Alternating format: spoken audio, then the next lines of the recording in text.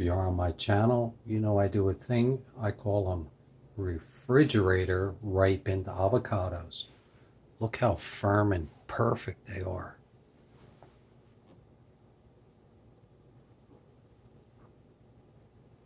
Perfect. Whoops. A little yuck on there.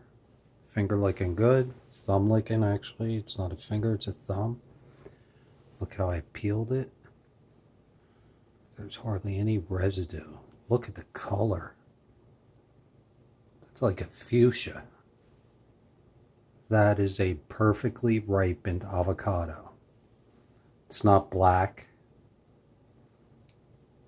I don't know if I'm the only person on the planet doing refrigerator ripened avocados, but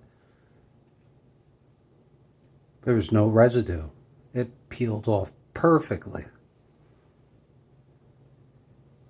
Alright, that's why you come to my channel, because I give you ideas that nobody else has ever given you.